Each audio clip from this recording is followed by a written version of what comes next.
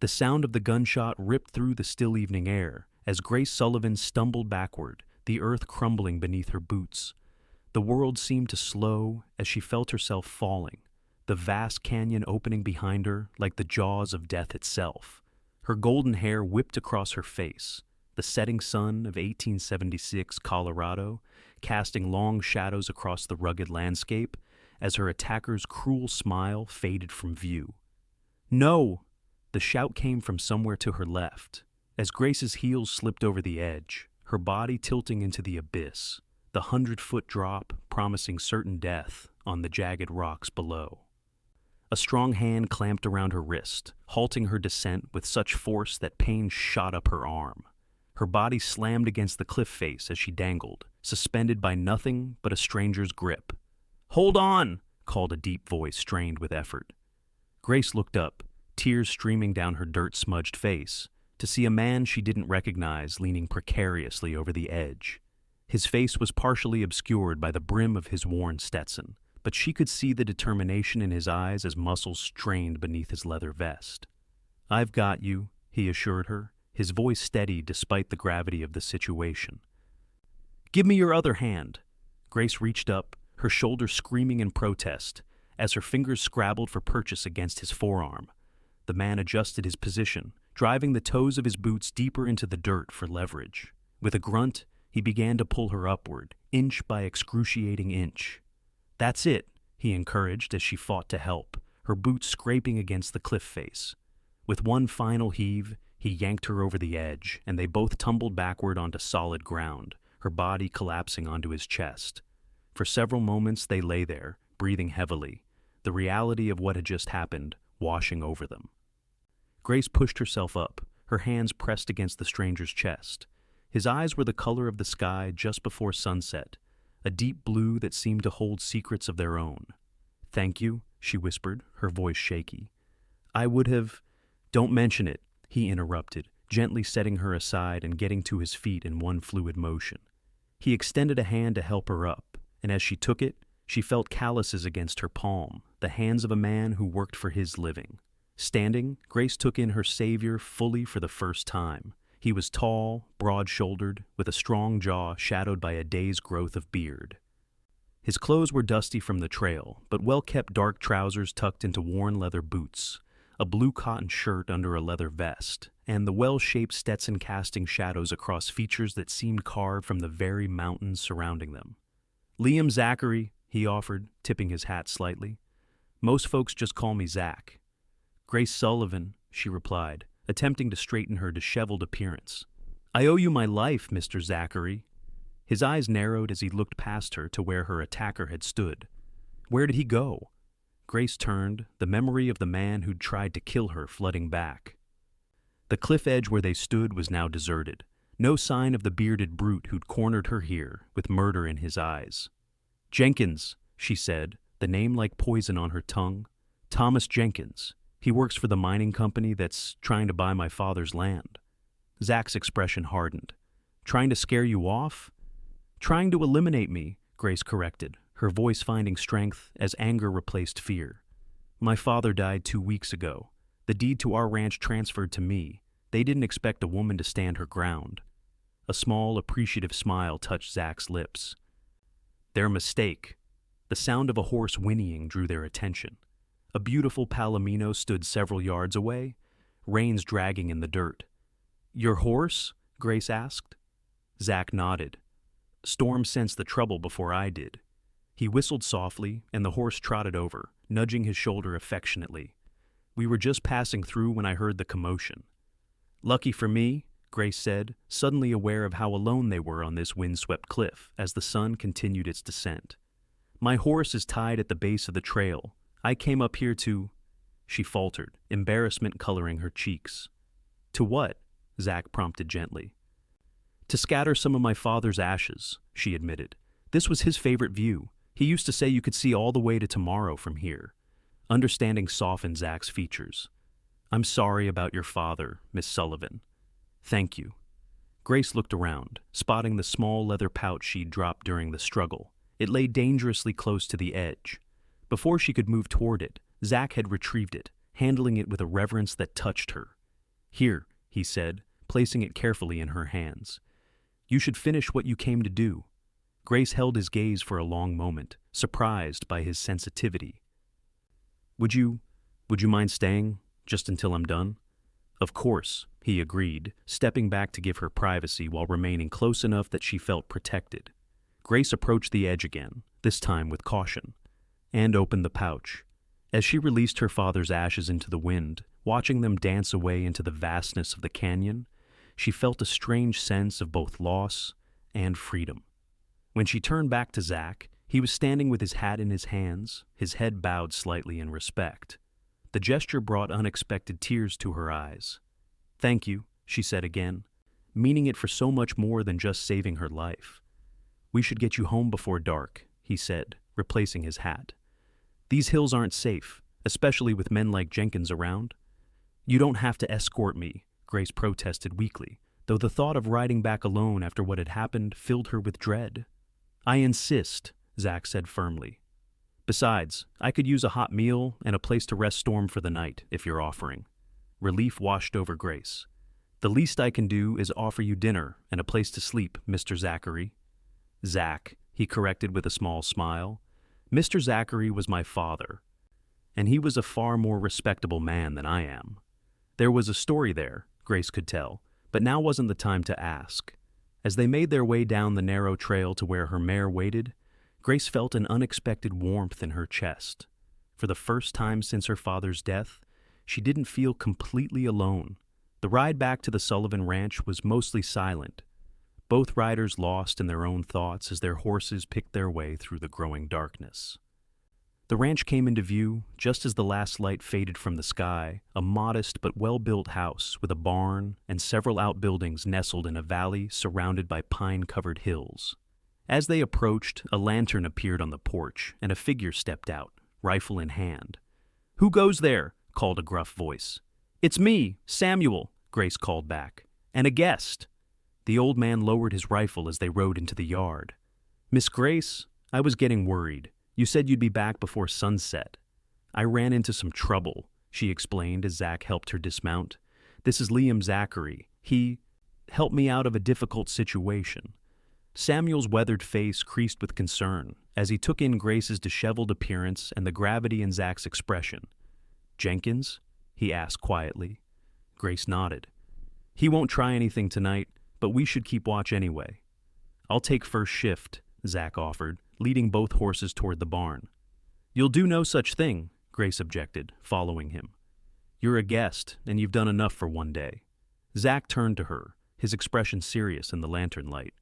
"Miss Sullivan, I've been riding these territories for years. I know men like Jenkins. He won't be happy that his plan failed, and he won't be alone when he tries again." The stark reality of his words sent a chill through Grace. "You think he'll come here?" "Not tonight," Zach assured her. "But soon.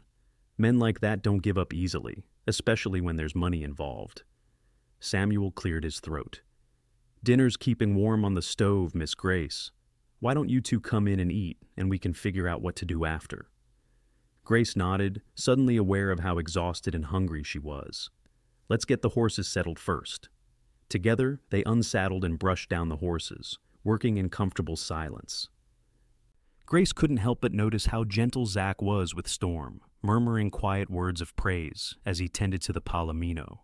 Inside the house, the warm aroma of beef stew filled the air. Grace excused herself to wash up and change out of her dusty clothes, while Samuel set the table and Zach washed his hands at the kitchen pump. When she returned, wearing a simple blue dress with her hair freshly braided, she found Zach standing before the fireplace, studying a photograph on the mantel. "That's my father," she said, joining him. "Robert Sullivan, taken about 5 years ago." Zach nodded thoughtfully. "You have his eyes." In the photograph, Robert Sullivan stood proud in front of the newly built ranch house, his arm around a much younger Grace. They were both smiling, full of hope for the future they were building. "He was a good man," Zach said, surprising her. "I met him once, briefly, at a cattle auction in Denver. He drove a hard bargain, but was fair." Grace smiled at the memory. "That sounds like him. He always said your word was the only thing worth more than gold in this country." Samuel called them to the table, and as they ate the hearty stew, Grace explained the situation with the mining company to Zach. "They found silver in the hills to the north of our property last year," she said. "The vein runs deep, and they think it continues under our land. My father refused to sell, no matter how much they offered." "The land's been in the Sullivan family for 3 generations," Samuel added, passing Zach a plate of cornbread. "Mr. Robert wouldn't part with it for all the silver in Colorado." "And now they think they can intimidate a woman into selling," Zach concluded, his voice carrying an edge of anger. Grace straightened in her chair. "They're wrong. This land is my legacy, all I have left of my family. I won't give it up." Zach studied her for a long moment, respect evident in his gaze. "What will you do? You can't fight an entire mining company alone." "I'm not alone," Grace said, glancing at Samuel. "I have Samuel, and a few loyal hands who've stayed on. We'll manage." The old man cleared his throat uncomfortably. "Miss Grace, I hate to say it, but we're down to just 3 hands now. Peterson and the Conway boys left yesterday. Said they didn't want trouble with the mining company." The news hit Grace like a physical blow. "Why didn't you tell me?" "You had enough on your mind with your father's memorial," Samuel said apologetically. "I thought we'd figure something out." Zach set down his spoon. "How many head of cattle do you run?" "About 200, Grace answered. "Not a large operation, but it's been profitable. My father was saving to expand before—" She didn't need to finish the sentence. The 3 fell silent, the only sound the crackling of the fire in the hearth. Finally, Zach spoke. "I'm between jobs at the moment. I could stay on for a while, help out until you get more hands." Grace looked at him in surprise. "You don't even know me, Mr. Zachary. Why would you offer to help?" His blue eyes met hers steadily. "Let's just say I have my own reasons for disliking mining companies that push people around. Besides, I've been drifting too long. Might be nice to stay in one place for a while." Samuel raised an eyebrow at Zach. "You any good with cattle?" A small smile tugged at Zach's lips. "I've pushed a few herds in my time. I can ride, rope, and brand with the best of them." "And in a fight?" Samuel pressed. Zach's expression grew serious. "I can handle myself." Grace studied the stranger who had saved her life. Everything about him suggested he was capable and experienced, but there was something else. Something in his eyes that spoke of hardship and perhaps regret. She found herself wanting to know his story, to understand what had set him drifting across the West. "If you're serious about the offer," she said carefully, "I can pay standard wages, plus room and board." "That's fair," Zach agreed with a nod. "But," Grace continued, "I need to know I can trust you. My life and this ranch depend on it." Zach held her gaze. "I understand, Miss Sullivan. I can't offer much by way of references, but I give you my word that I mean you and your ranch no harm. If that's not enough, I'll ride out at first light." There was something in his direct manner, in the steady way he looked at her, that Grace found herself believing. Against all reason, she trusted this man she'd known for less than a day. "Your word is enough," she decided. "For now." Samuel looked between them, then stood and began clearing the table. "Well, that's settled then. I'll show you to the bunkhouse, Zachary." "Thank you," Zach said, rising. He turned to Grace. "I'll take first watch tonight, just as a precaution." She wanted to object, but recognized the wisdom in his caution. "Wake Samuel for the second shift. You need rest too." Zach nodded and followed Samuel out, leaving Grace alone with her thoughts. As she washed the dishes, she found herself replaying the moment she'd dangled over the cliff edge, the terror of falling, and then the strength of Zach's hand gripping hers. She'd been certain she was going to die, and in an instant, everything had changed. She glanced out the window toward the bunkhouse, where a light now glowed. Who was this man who had appeared out of nowhere to save her? And why did she feel so drawn to him already? Grace shook her head, dismissing the thought. She had more important concerns than mysterious cowboys with kind eyes. Her ranch was in danger, and she needed all her wits about her to save it. Later that night, unable to sleep, Grace wrapped a shawl around her shoulders and stepped onto the porch. The night was clear, stars scattered like diamond dust across the vast Colorado sky. She spotted Zach immediately, a silhouette against the moonlight as he walked the perimeter of the yard, rifle cradled in his arms. He turned at the sound of the door, instantly alert. When he recognized her, he relaxed slightly, approaching the porch. Can't sleep? He asked quietly. Grace shook her head. Too much on my mind. Zach nodded in understanding. It's been a day of surprises for both of us. Where were you headed? She asked suddenly. Before you found me on that cliff. He leaned against the porch railing, considering the question. Nowhere in particular, just following the trail where it led. That's no kind of life, Grace observed. Everyone needs somewhere to belong. A shadow crossed his face. I had that once. Didn't work out. Grace wanted to ask more, but sensed his reluctance. Instead, she said, Thank you again for what you did today. Not many would have risked themselves for a stranger. Anyone would have done the same, he deflected. No, Grace said firmly. They wouldn't. Thomas Jenkins pushed me toward that cliff with 3 of his friends watching. None of them tried to stop him. Anger flashed in Zach's eyes. There were others there? Grace nodded. They must have scattered when they heard you coming. Jenkins has been hiring men thugs really to intimidate anyone who stands against the mining company. What's the name of this company? Zach asked, his voice carefully controlled. Silverton Mining and Development, Grace answered. Owned by a man named Edgar Whitfield. He's new to these parts, came from back east with big plans and deeper pockets. Zach went very still at the name, his knuckles whitening where they gripped the rifle. You know of him? Grace asked, noticing the change. Zach seemed to come back to himself. I've heard the name. His reputation precedes him. There was more to it than that, Grace was certain, but she didn't press. Everyone had secrets in the West. It was almost a requirement for survival. You should try to get some rest, Zach said, clearly wanting to change the subject. Tomorrow will be a long day. Grace knew he was right. But the thought of returning to her empty bedroom, with its memories of a childhood now gone and a future uncertain, was unappealing. Just a few more minutes, she said, looking up at the stars. It helps to remember how small our troubles are compared to all that. Zach followed her gaze upward. My mother used to say that stars are just holes in the floor of heaven, letting the light shine through. The unexpected poetry from this rugged man surprised Grace. That's beautiful. Was your mother a religious woman? Very, Zach confirmed. She read from the Bible every night, said it was important to keep faith, especially on the frontier. And do you? Grace asked. Keep faith? Zach was quiet for so long that Grace thought he might not answer. Finally, he said, I try. Some days it's harder than others. The honesty in his admission touched her. I understand that all too well. They stood in companionable silence for several minutes, the night sounds of the ranch horses shifting in the barn, the distant howl of a coyote wrapping around them like a familiar blanket. I should go in, Grace said at last, though she was reluctant to end this peaceful moment. Zach nodded. Good night, Miss Sullivan.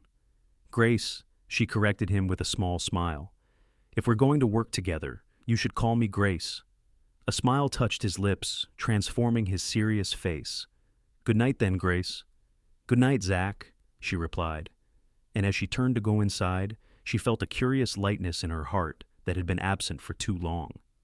Morning came early on the Sullivan ranch. Grace was up before dawn, rekindling the kitchen fire and starting breakfast. By the time Samuel and Zach came in from their night watch, coffee was percolating and the scent of frying bacon filled the kitchen. Smells like heaven, Samuel declared, hanging his hat on a peg by the door. Zach followed, looking tired but alert. He'd clearly washed up at the pump outside. His hair was damp and his face freshly shaved. Grace found herself noticing the strong line of his jaw, previously hidden beneath stubble. Any trouble in the night? She asked, turning back to the stove to hide the flush she felt rising in her cheeks. Quiet as a church on Monday, Samuel answered, pouring himself coffee. But that don't mean we can let our guard down. Zach accepted a cup from Samuel with a nod of thanks. I rode the perimeter at first light, no sign of visitors. But there are plenty of approaches to the ranch that offer cover. Grace set plates of eggs, bacon, and biscuits on the table. We should check on the herd today, make sure they haven't been disturbed. I'll ride out with you, Zach offered. Get familiar with the layout of the ranch. They ate quickly, discussing the day's work. The 3 remaining hands, Wilson, Farley, and young Tobias, joined them, casting curious glances at Zach, but asking no questions when Grace introduced him as new help. After breakfast, Grace changed into riding clothes, canvas trousers that had once belonged to her father, a cotton shirt, and a sturdy vest. She braided her hair tightly and donned a wide-brimmed hat against the sun. When she emerged from the house, Zach was already in the corral, saddling Storm. He looked up as she approached, surprise and something else, appreciation, flashing briefly in his eyes before he schooled his expression. "Most women don't ride astride," he observed, tightening Storm's cinch. "Most women haven't run a cattle ranch," Grace countered, entering the corral to fetch her mare. "Side saddle is impractical for real work." Zach nodded, a small smile playing at his lips. "Can't argue with that." They rode out together, following a well-worn trail that led from the ranch house through a stand of pines and up into the rolling grasslands where the Sullivan cattle grazed. The morning was crisp and clear, the kind of day that showcased Colorado's beauty to its fullest. As they crested a ridge, the herd came into view, Herefords mostly, with their distinctive white faces scattered across the lush meadow below. "Fine-looking stock," Zach commented appreciatively. "Your father had a good eye." "He was building something special here," Grace said, pride evident in her voice. "This land produces some of the best grass-fed beef in the territory. The Denver restaurants pay premium prices for Sullivan steers." Zach studied the terrain thoughtfully. "Good water sources, too. That creek looks year-round." "It is," Grace confirmed. "Even in the driest summers, it never fails. That's part of what makes this land so valuable, and why the mining company wants it so badly." They rode down to check on the herd, counting as they went. All seemed well, the cattle peaceful and healthy. Grace introduced Zach to Wilson and Farley, who were keeping watch over the herd, then suggested they ride the boundary line so Zach could get a better sense of the property. As they rode, Grace pointed out landmarks and shared stories of growing up on the ranch. Zach listened attentively, asking occasional questions that revealed his knowledge of ranching and the land. "My father always said this ranch had everything a person could need," Grace said as they paused atop another ridge that offered a panoramic view of the Sullivan property. "Good water, rich grass, timber for building, game for hunting. He used to say God couldn't have designed it better if he'd tried." "He wasn't wrong," Zach agreed, his eyes scanning the horizon. "Land like this is worth fighting for." Grace turned to look at him directly. "Have you ever had land of your own, Zach?" A shadow passed over his face. "Once, a small spread in Wyoming. Nothing as fine as this." "What happened to it?" Grace asked gently. Zach was quiet for a long moment, and Grace thought he might not answer. Finally he said, "Lost it. Bad winter, bad decisions, bad luck." He paused, then added more quietly, "Bad men." Before Grace could ask more, Zach stiffened in his saddle, his attention caught by something in the distance. "Riders," he said, pointing toward the eastern boundary. "4 of them." Grace followed his gaze and felt her stomach tighten. Even at this distance, she recognized the lead rider. "Jenkins," she said grimly. Zach's hand moved instinctively to the revolver at his hip. "What do you want to do?" Grace considered their options. They were too far from the ranch house to fetch reinforcements, and she wasn't about to run from her own land. "We meet them," she decided firmly. "This is my property, and they're trespassing." Zach nodded, respect evident in his expression. "Stay behind me if trouble starts." "I can handle myself," Grace assured him, patting the rifle in her saddle scabbard. "My father made sure of that." They rode to intercept the approaching men, stopping at a point where the trail narrowed between 2 rocky outcroppings, a natural choke point that would prevent the riders from spreading out around them. Jenkins and his men slowed as they approached, clearly surprised to find their path blocked. Thomas Jenkins was a burly man, with a perpetually red face and small, mean eyes. Today those eyes widened in shock when he recognized Grace. "Well, well," he drawled, recovering quickly. "If it ain't Miss Sullivan, alive and kicking, that's quite a surprise." "Not as surprising as finding you trespassing on my land, Jenkins," Grace replied coldly. "Especially after your attempt to murder me yesterday." Jenkins affected an expression of innocence, though his eyes darted nervously to Zach. "Don't know what you're talking about, madam. We're just passing through on company business." "Your business isn't welcome here," Grace stated firmly. "Turn around and leave the way you came." One of Jenkins' men, a wiry fellow with a pockmarked face, spat tobacco juice onto the ground. Ain't no woman gonna tell us where we can and can't ride. Zach shifted slightly in his saddle, drawing their attention. The lady asked you to leave, he said quietly, but there was steel beneath the words. Jenkins squinted at him. Who the hell are you? Name's Zachary, Zach replied evenly. I work for Miss Sullivan now. A look of understanding crossed Jenkins' face. So that's how you survived the fall, he said to Grace. Got yourself a guardian angel. Got myself a witness to attempted murder, Grace corrected him. How do you think Sheriff Morgan will feel about that? Jenkins laughed, but it didn't reach his eyes. Your word against mine, and I've got 3 witnesses who'll swear you tripped and nearly fell. Clumsy thing. His men chuckled, emboldened by their boss's bravado. Last chance, Zach said, his voice deceptively calm as his hand rested near his revolver. Ride out now, peacefully.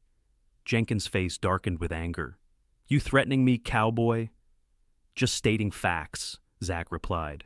You're trespassing, and you're not welcome. Those are simple truths even a man like you should understand. For a tense moment, it seemed Jenkins might push the confrontation further. His hand twitched toward his gun, and Grace held her breath, keenly aware of how quickly this could turn deadly. Then Jenkins smiled, a cold, calculating expression that sent a chill down Grace's spine. We'll go, he said, surprising her. For now. But this ain't over, Miss Sullivan. Mr. Whitfield doesn't take kindly to being refused, and he wants this land. One way or another, he'll have it. Not while I'm alive, Grace stated firmly. Jenkins' smile widened. That's the idea, isn't it? He tipped his hat mockingly. Good day to you, madam. Enjoy it while you can. With that, he wheeled his horse around, his men following suit. They rode away, dust rising from their horses' hooves as they disappeared back the way they had come. Only when they were out of sight did Grace release the breath she'd been holding. That was too easy, she said, anxiety knotting in her stomach. Jenkins doesn't back down without a fight.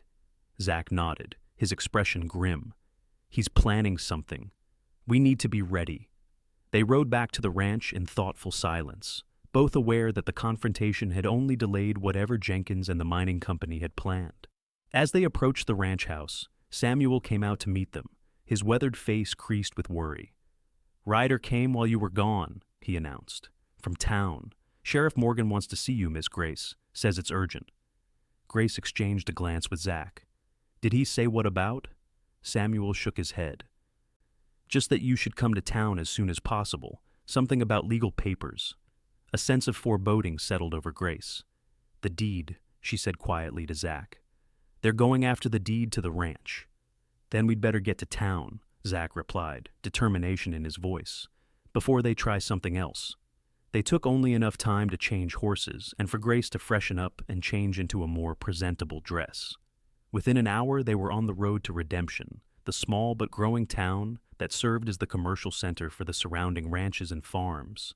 The town had changed significantly in recent years, growing from a simple crossroads with a general store and saloon to a proper settlement with a church, school, and even a small hotel. The arrival of the mining company had accelerated this growth, bringing new money and new people to the area. As they rode down the main street, Grace was acutely aware of the stares they attracted. News traveled fast in small communities, and her confrontation with Jenkins at the cliff must already be common knowledge. They tied their horses at the hitching post outside the sheriff's office, a sturdy wooden building with the town's only jail attached to the back. Sheriff Daniel Morgan was seated at his desk when they entered, his gray-streaked beard and tired eyes giving him the appearance of a man older than his 50 years. He looked up as they entered, relief washing over his face when he saw Grace.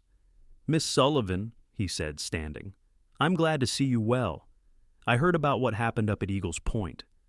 "Did you arrest Jenkins?" Grace asked without preamble. The sheriff's expression turned apologetic. "I questioned him, but without evidence beyond your word against his, there wasn't much I could do." "I was there," Zach interjected. "I saw him push her."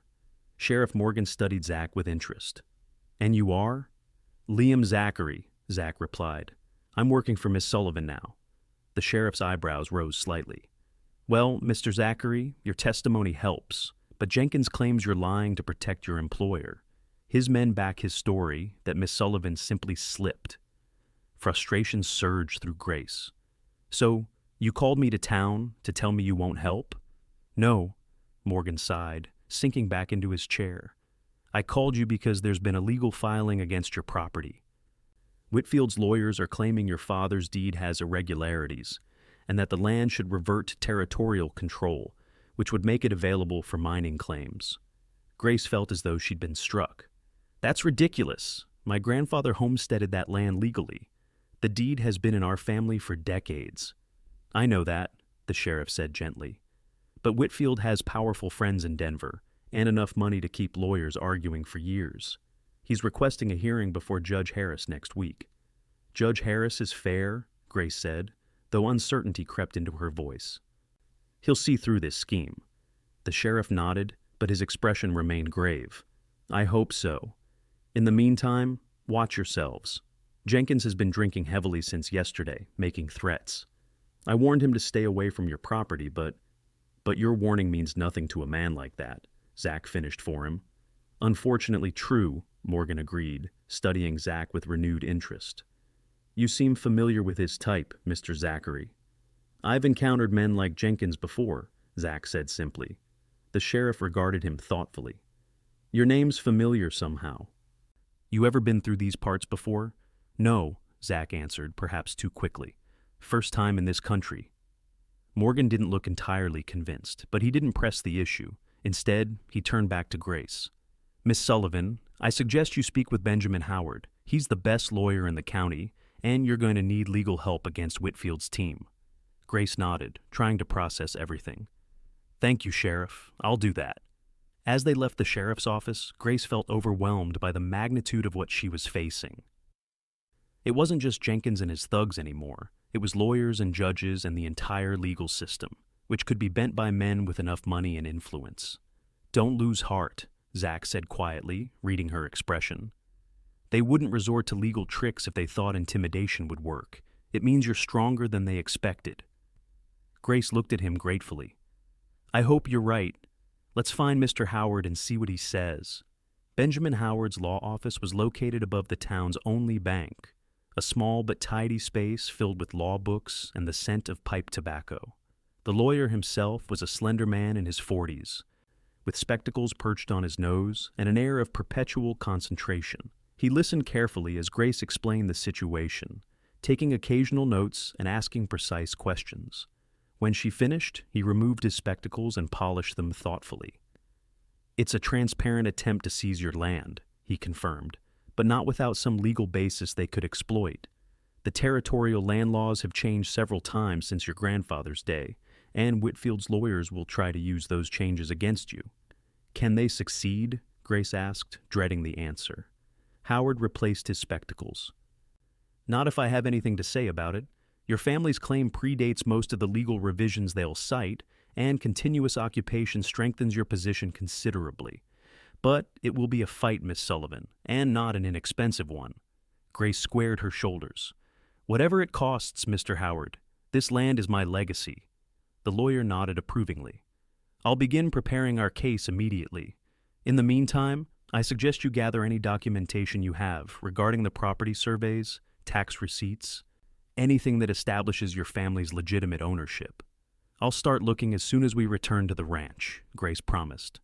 As they left the lawyer's office, Zach suggested they visit the general store to restock supplies before heading back. Grace agreed, though her mind was preoccupied with the legal battle ahead. The general store was busy, as it often was on delivery days when new goods arrived from Denver. Martha Wilson, the proprietor's wife, greeted Grace warmly. "Grace Sullivan, it's good to see you up and about. We heard the most dreadful rumors about what happened up at Eagles Point." Grace smiled tightly, aware that every ear in the store was tuned to their conversation. "Just an accident, Mrs. Wilson. Fortunately, Mr. Zachary was nearby to help." Martha's curious gaze shifted to Zach, who was examining a display of ammunition with apparent interest. "I don't believe I've had the pleasure," she said, extending her hand. "Liam Zachary," he introduced himself, shaking her hand briefly. "Just passing through." "Mr. Zachary has taken a position at my ranch," Grace clarified, not missing the speculative gleam that entered Martha's eyes. "How fortunate for you both," Martha said with a knowing smile that made Grace's cheeks warm. They selected their supplies quickly: coffee, flour, sugar, ammunition, and a few other necessities. As Zach carried their purchases to the counter, Grace noticed a newspaper from Denver on display. The headline caught her eye: Silver Baron expands empire, Whitfield acquires fourth mine. She picked it up, scanning the article quickly. It detailed Edgar Whitfield's latest acquisition and his plans for further expansion in the territory. A quote near the end made her blood run cold. The future of Colorado lies in its mineral wealth, not in scattered farms and ranches. Progress cannot be stopped by sentimentality over land. Grace's hands tightened on the paper. He's already decided how this will end, she said to Zach, showing him the article. Zach read it, his expression darkening. Men like Whitfield always believe they can buy or take whatever they want. Have you encountered him before? Grace asked, noticing the personal edge to his tone. Zach hesitated, then gave a short nod. Our paths have crossed. Before Grace could ask more, the store's door opened, and 3 men entered miners by their appearance, with the distinctive grime that never quite washed away from those who worked below ground. They fell silent when they spotted Grace and Zach, exchanging glances that suggested recognition. Martha Wilson's cheerful demeanor faltered slightly. Afternoon, gentlemen. What can I help you with today?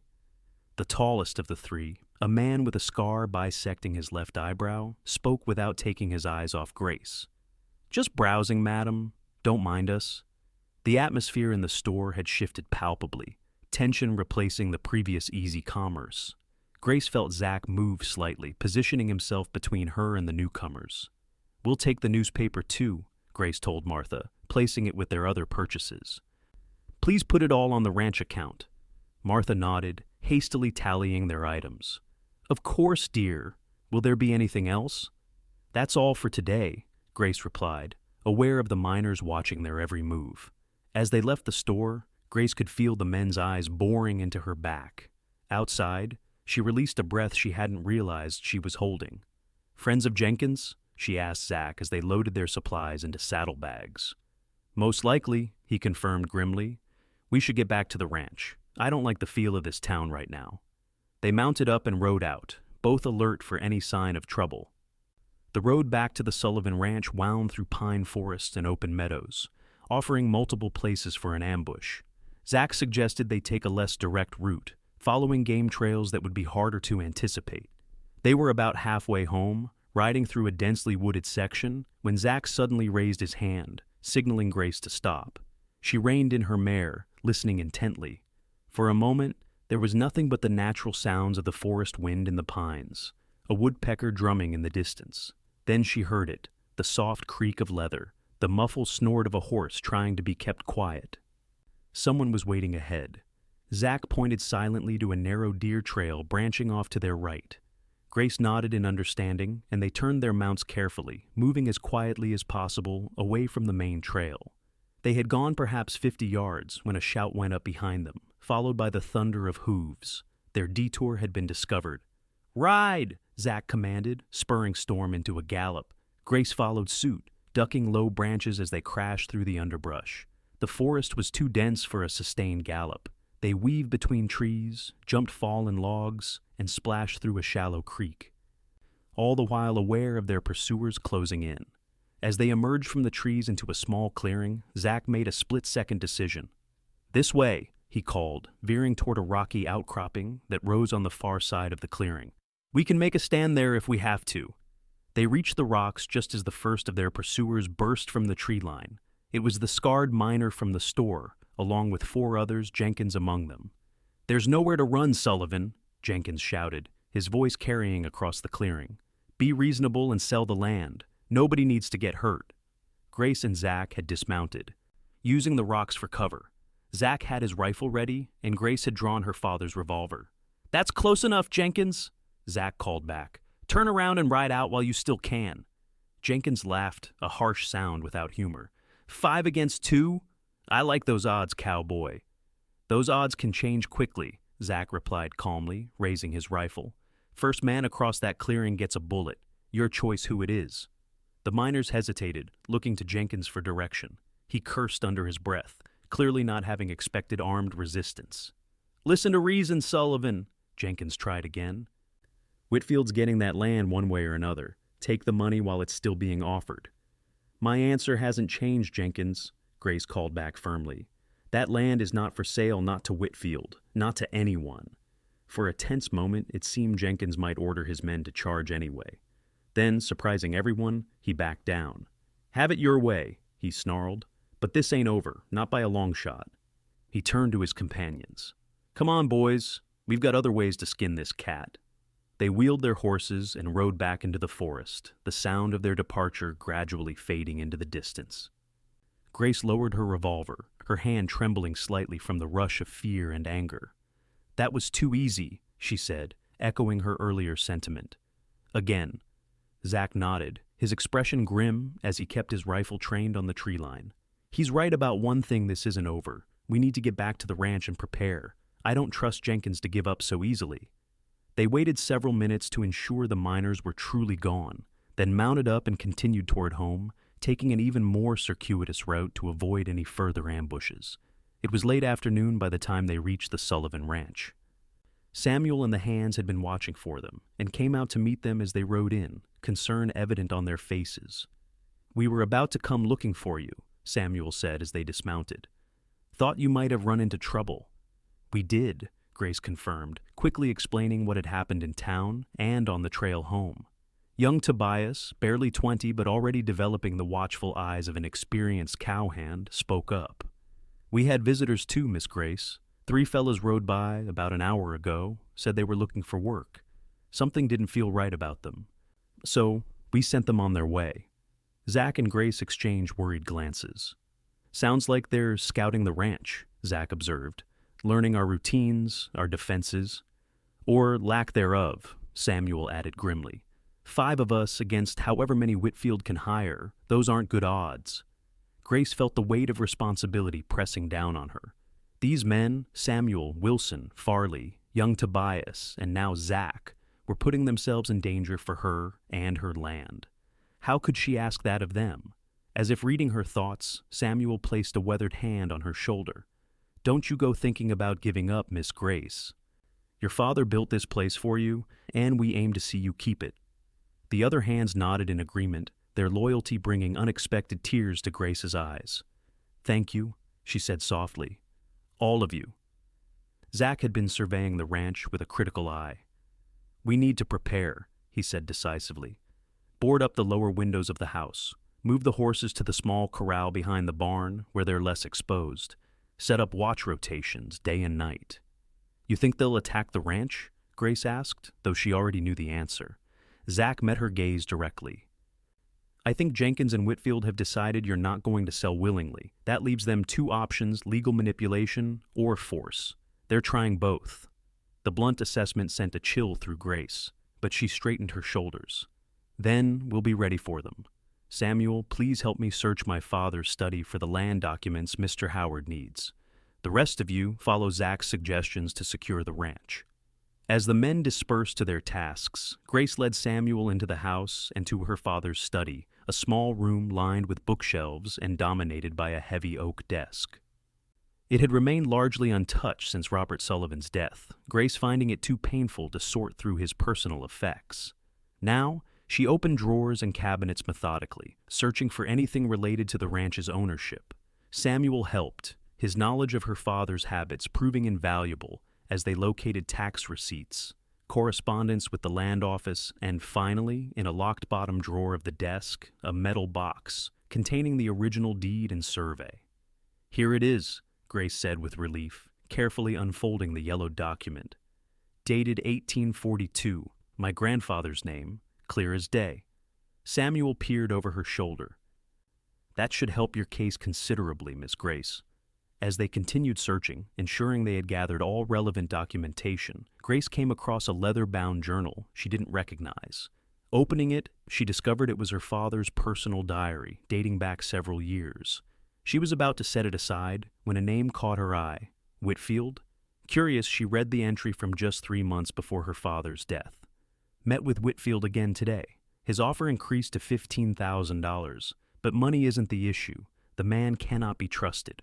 Rumors from Wyoming troubling entire families displaced. Water sources poisoned by mine tailings.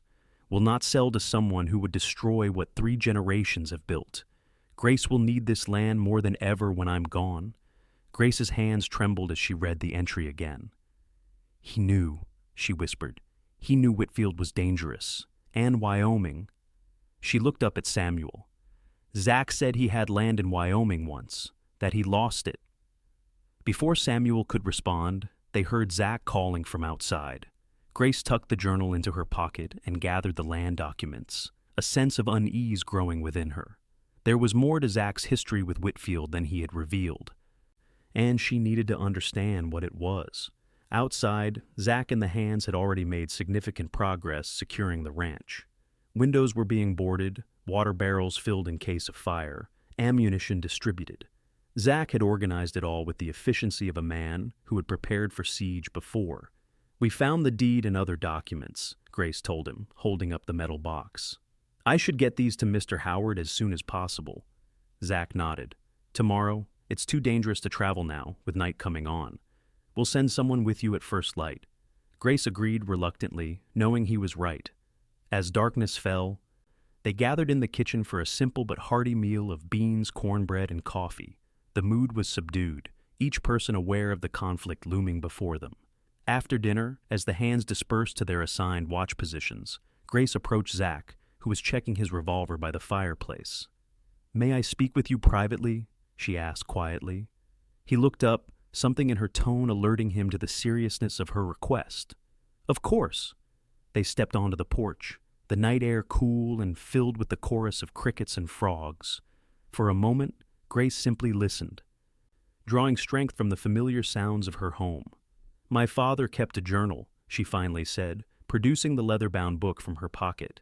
"He mentioned Whitfield and Wyoming." Zach went very still, his expression unreadable in the dim light spilling from the windows. "You said you lost land in Wyoming?" Grace continued carefully. "Was Whitfield involved?" For a long moment, Zach said nothing, his gaze fixed on the distant mountains, silver-tipped in the moonlight. When he finally spoke, his voice was low and controlled, but Grace could hear the pain beneath the words. "I had a small ranch near the Sweetwater River. Nothing fancy, but it was mine paid for with 5 years of driving cattle and breaking horses. Good land, with a clear spring that never ran dry, even in summer." He paused, and Grace waited patiently, sensing he needed to tell this story at his own pace. "Whitfield came to the area about 3 years ago, found silver in the hills above my property. At first, it seemed like good news. The miners would need beef, supplies, might bring prosperity to the whole region." A bitter smile crossed his face. That dream didn't last long. Whitfield wanted to divert the river for his mining operation, which would have left my land and several neighboring ranches without water. When we protested, he tried to buy us out. Some sold. I refused. Grace felt a chill of recognition. "Just like my father." Zach nodded. "Whitfield doesn't take rejection well. First came the threats, then accidents, fences cut, cattle stampeded. Then one night, my barn burned. Could have been an accident, but you knew it wasn't," Grace finished for him. "The next morning, the sheriff came with papers claimed I owed back taxes. It was a lie, but the documents looked real enough. Said my land would be auctioned in 30 days if I couldn't pay. That's what they're trying to do to me," Grace realized. "Find a legal pretext to take the land." "Exactly," Zach confirmed. "I didn't have the money or the connections to fight it. Then my neighbor was found dead, supposedly thrown from his horse, but he was the best rider in the county." "What did you do?" Grace asked softly.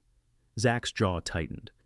"Something I'm not proud of. I confronted Whitfield directly at his office in town. Things got heated. I drew on him." Grace's eyes widened. "Did you?" "No," Zach said quickly. "His guards overpowered me before I could pull the trigger. I spent 6 months in jail for attempted murder. By the time I got out, my land was long gone, sold to Whitfield's company for a fraction of its worth." The pieces fell into place for Grace. Zach's knowledge of mining companies, his immediate willingness to help her, the personal edge to his hatred of Whitfield. It wasn't just about her ranch, it was about justice denied. "That's why you stayed," she said. You're not just helping me, you're fighting Whitfield. Zach met her gaze directly. Does that change things between us? Grace considered the question carefully. You should have told me from the beginning. I had a right to know. Yes, he agreed without hesitation. You did. I was wrong to keep it from you. Why did you? She pressed. He sighed, running a hand through his hair. At first, I wasn't sure I'd stay. Then, I didn't want you to think I was using your situation to settle a personal score. Aren't you? Grace challenged. Partly, Zach admitted. But that's not the only reason I'm here now. His voice softened. You're fighting the same battle I lost, Grace. I couldn't walk away from that. Couldn't walk away from you. The simple honesty in his words touched something deep inside her. Despite the deception, she believed him. More than that, she understood him, understood the need to right a wrong, to stand against injustice even when the odds seemed insurmountable. I'm glad you stayed, she said softly. Whatever your reasons. Relief washed over his features. I'll understand if you want me to leave once this is over. Grace shook her head. Let's focus on making sure there is an after first. We can decide the rest then. A comfortable silence fell between them, broken only by the night sounds of the ranch. Grace was acutely aware of Zach's presence beside her, his strength, his determination, and something else that had been growing since that moment on the cliff when he had pulled her back from the edge. Something that frightened and excited her, in equal measure. We should get some rest, Zach said finally. Tomorrow will be a long day. Grace nodded, though she doubted sleep would come easily with so much weighing on her mind. Good night, Zach. As she turned to go inside, he caught her hand gently. Grace, he said, his voice low and serious. I promise you this Whitfield won't take your land. Not while I'm breathing. The intensity in his eyes sent a shiver through her that had nothing to do with fear. I believe you, she whispered, and realized with surprise that she did. The next morning dawned clear and crisp, the autumn air carrying the first hint of the winter to come. Grace rose early, dressing quickly in practical clothes for the ride to town.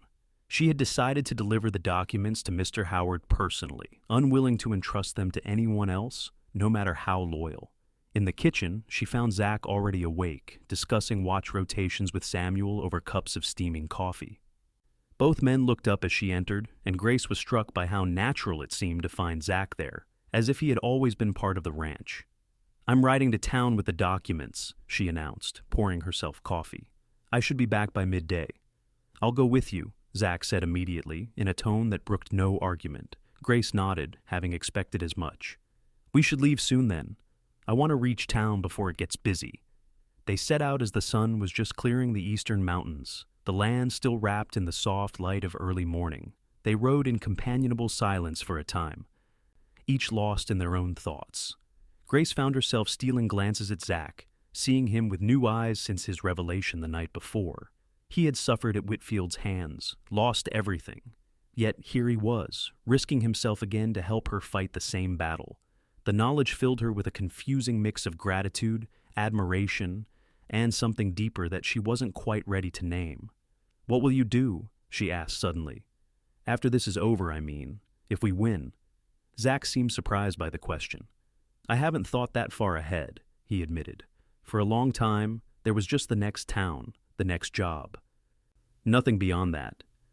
And now? Grace pressed gently. He glanced at her, something warm in his gaze. Now I'm starting to think there might be something worth staying for. The simple statement sent a flutter through Grace's chest. Before she could respond, Zach tensed, his attention drawn to something ahead. Riders, he said, his hand moving to his revolver. Coming from town. Grace squinted against the morning sun. 3 horsemen were approaching at a steady pace. As they drew closer, she recognized the lead rider with relief. It's Sheriff Morgan, she said, and Deputy Collins. The third rider was unfamiliar to her, a well-dressed man on an expensive-looking bay horse. As they met on the trail, Sheriff Morgan touched the brim of his hat in greeting. Miss Sullivan, Mr. Zachary, surprised to see you headed to town so early. We have documents from Mr. Howard, Grace explained, for the hearing next week. The sheriff nodded. That's partly why we're here. Judge Harris has moved the hearing up. It's scheduled for tomorrow morning now. Grace felt her stomach drop. Tomorrow? But that's not possible. Mr. Howard needs time to prepare our case. I'm afraid Whitfield's lawyers insisted, and the judge agreed, Morgan said apologetically. Which brings me to my other reason for coming to see you. He gestured to the well-dressed stranger. This is Mr. James Russell, from the U.S. Marshal's office in Denver. The man tipped his hat politely. Miss Sullivan, Mr. Zachary? Something in the way he looked at Zach made Grace uneasy. What brings a U.S. Marshal to our county, Mr. Russell? She asked. I'm investigating reports of intimidation and violence related to land disputes in the territory, Russell explained, his voice carrying the crisp tones of formal education. Your situation has come to our attention. Hope surged through Grace. Then you know what Whitfield and his men have been doing? You can help us? Russell's expression remained carefully neutral. I'm gathering evidence from all parties involved, Miss Sullivan. I understand you've had some troubling encounters with employees of the Silverton Mining Company. Troubling encounters? Grace repeated incredulously. Thomas Jenkins tried to murder me by pushing me off a cliff. And yesterday, he and his men attempted to ambush us on our way home from town. Those are serious allegations, Russell acknowledged. Do you have witnesses to these events? I witnessed the incident at Eagles Point, Zach stated firmly. Jenkins deliberately pushed Miss Sullivan toward the edge. Russell turned his attention to Zach, his gaze sharpening. And you are employed by Miss Sullivan now. Is that correct, Mr. Zachary? Yes, Zach confirmed, meeting the marshal's eyes steadily. Interesting, Russell said, in a tone that suggested he found it more than merely interesting. Sheriff Morgan tells me you're new to these parts. Where were you before coming here? The question seemed innocent enough, but Grace sensed an underlying purpose. From Zach's slight stiffening, she knew he felt it too. Various places, Zach answered vaguely. I've worked ranches across the territory. Including Wyoming, Russell pressed. Near the Sweetwater, perhaps? The direct reference to Zach's past confirmed Grace's suspicions. Russell knew exactly who Zach was and why he might have a grudge against Whitfield. What's this about, Marshal? Grace demanded. Mr. Zachary saved my life. His past has nothing to do with what's happening here. Russell turned to her with a sympathetic expression that did nothing to mask the steel beneath. I'm afraid it might, Miss Sullivan. If Mr. Zachary has a personal vendetta against Mr. Whitfield, it could color his testimony regarding recent events. That's ridiculous, Grace protested. What happened at Eagles Point was witnessed by Jenkins' own men. They simply refused to tell the truth. Nevertheless, Russell continued smoothly, the court will need to consider all factors when evaluating testimony, including potential bias. Zach had remained silent, his expression carefully controlled, but Grace could see the tension in his jaw. He was being systematically discredited before he could even testify.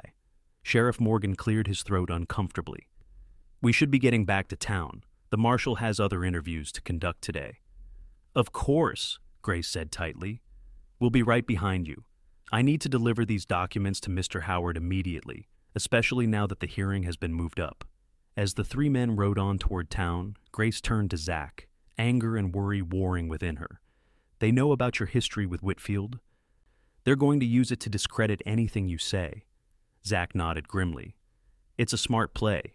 Without my testimony, it's just your word against Jenkins and his men. This is my fault, Grace said, distressed. If I hadn't asked you to stay... No, Zach interrupted firmly. This isn't your fault. It's Whitfield's. He's the one pulling the strings here, using the law to get what he couldn't take by force in Wyoming. And now he's doing the same to me, Grace realized. The moved-up hearing, the marshal's investigation, it's all part of his plan.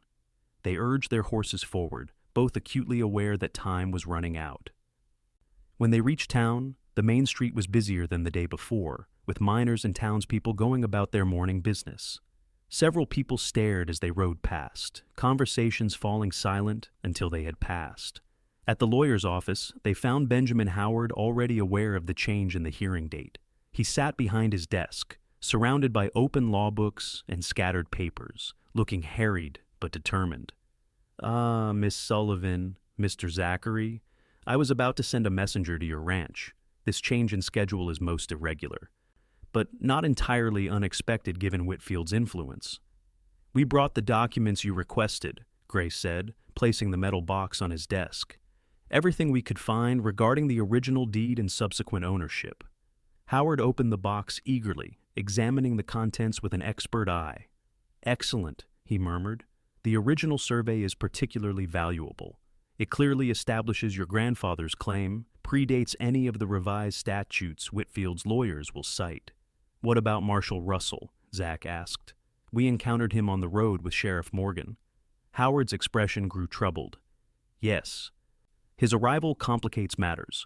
Ostensibly, he's here to investigate reports of intimidations related to land disputes, but he's focusing on discrediting me instead of investigating Jenkins, Zach finished for him. I wouldn't put it quite so bluntly, Howard said diplomatically. But there does seem to be a selective focus to his inquiries. He spent considerable time this morning with Whitfield's representatives. Grace felt a flare of indignation. This is outrageous. How can the law be so easily manipulated? Howard sighed, removing his spectacles to rub the bridge of his nose. The law is only as just as those who interpret and enforce it, Miss Sullivan. In frontier territories where institutions are still developing, influence can sometimes outweigh justice. But, he added, replacing his spectacles with renewed determination, that doesn't mean we've lost before we've begun. Judge Harris is a fair man, and the facts of your case are strong.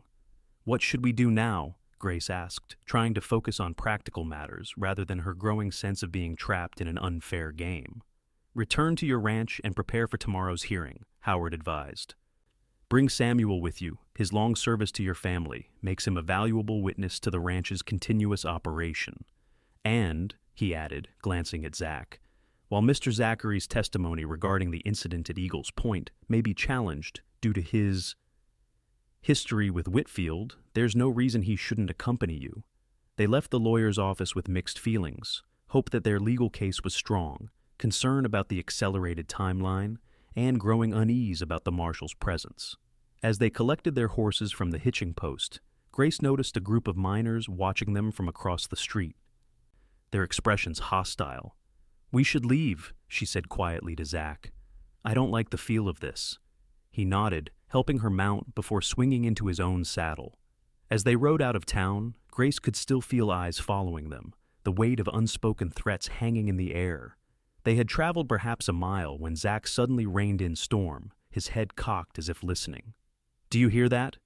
Grace stopped, straining her ears. At first, there was nothing but the ordinary sounds of the trail. Then she caught it, the distant thunder of approaching horses, coming fast. Riders, she said, alarm rising within her. Coming from town. And in a hurry, Zach added grimly. Could be nothing, but we're not going to wait to find out, Grace finished, already turning her mare toward a stand of pines off the trail. This way. They rode into the trees, seeking cover just as a group of horsemen rounded a bend in the trail behind them. From their hidden vantage point, Grace counted 6 riders, Jenkins among them, along with several of the miners they'd seen in town. They're following us, she whispered unnecessarily. Zach nodded, his expression hard. And not bothering to hide it this time. The riders slowed as they reached the point where Grace and Zach had left the trail, one of them pointing to the fresh tracks leading into the trees. They've spotted our trail, Grace said, fear tightening her chest. We need to move, Zach decided, turning Storm deeper into the forest. There's no point hiding now. Our best chance is to reach the ranch before they catch us. They set off at a fast trot, weaving through the trees as quickly as they dared. Behind them, shouts indicated their pursuers had entered the forest as well. Grace knew these woods better than most, having explored them since childhood, and she took the lead, guiding them along game trails that might confuse their trackers. For a time, it seemed to work. The sounds of pursuit grew fainter, and Grace began to hope they might lose Jenkins and his men entirely. Then a rifle shot cracked through the forest, the bullet splintering bark from a tree just yards away. They've spotted us, Zach called, spurring Storm to greater speed. Ride hard, Grace. Don't stop for anything. They broke into a gallop, ducking branches and jumping fallen logs as they crashed through the underbrush. More shots followed, but they were wild, their pursuers firing more to frighten than to hit. Grace led them toward a shallow ravine she knew would provide a shortcut to the ranch. As they descended the steep bank, Her mare stumbled on loose stones, nearly going down. Grace clung to the saddle, her heart pounding as the horse regained its footing. Zach was right behind her, keeping pace despite the treacherous terrain. At the bottom of the ravine, a small stream gurgled over smooth rocks. "Follow the stream," Grace directed, turning her mare upstream. "It will slow our tracks, and there's a path up the other side about a quarter-mile ahead that leads straight to the ranch." They splashed through the shallow water, the sounds of pursuit momentarily lost behind the ridge they had descended. When they reached the path Grace had mentioned, they urged their tired horses up the slope, emerging onto open grassland with the Sullivan ranch visible in the distance. "We're going to make it," Grace said, hope surging through her as they galloped across the meadow. Then Zach's voice cut through her relief. "Riders ahead!" Grace looked up to see 3 horsemen emerging from the tree line near the ranch, cutting off their approach. She recognized Jenkins' lieutenant, the scarred miner from the store, leading them. "They've split up to trap us," Zach realized, pulling Storm to a halt. "And there's no time to circle around." Grace reined in beside him, her mind racing. They were caught between 2 groups of hostile riders, with nowhere to hide in the open meadow. "The old line cabin," she said suddenly, pointing to a small structure barely visible among a cluster of trees to their right. "My grandfather built it when he first settled here. It's solid log construction." Zach nodded sharply. Better than being caught in the open. "Let's go." They veered toward the cabin, pushing their tired horses to one final effort. Behind them, shouts indicated Jenkins and his men had crested the ridge and spotted them. Ahead, the 3 riders had also changed course to intercept. They reached the cabin just as the first shots rang out across the meadow. Sliding from their horses, they led them behind the structure for minimal protection. "Get inside," Zach ordered, drawing his rifle from its scabbard. "I'll cover the horses." Grace didn't argue, rushing to the cabin door and finding it, thankfully, unlocked. The interior was dusty but intact, a single room with a stone fireplace, rough-hewn table and chairs, and a narrow bed frame still holding a straw-filled mattress. Small windows on each wall offered views in all directions, but also vulnerability. Zach backed in moments later, leading both horses. The interior was cramped with the animals, but leaving them outside would have meant certain loss of their only means of escape. "Barricade the door," Zach instructed, moving to check the windows. Grace quickly pushed the heavy table against the door, then joined him in assessing their situation. Through the windows, they could see Jenkins and his men approaching cautiously, spreading out to surround the cabin. "7 of them that I can count," Zach said grimly, checking his ammunition. "Maybe more." Grace had her father's revolver, and there was a rifle mounted above the fireplace that she quickly retrieved, hoping it was still functional. "There should be ammunition in that chest," she said, indicating a wooden box in the corner. Zach found several boxes of cartridges inside, compatible with both their weapons. "How long do you think they'll wait?" Grace asked, loading the old rifle with steady hands. "Not long," Zach replied, positioning himself at a window facing the approaching riders. Jenkins isn't known for his patience. As if on cue, Jenkins' voice called out from beyond effective rifle range. "Sullivan, Zachary, you're surrounded. Come out now, and nobody needs to get hurt."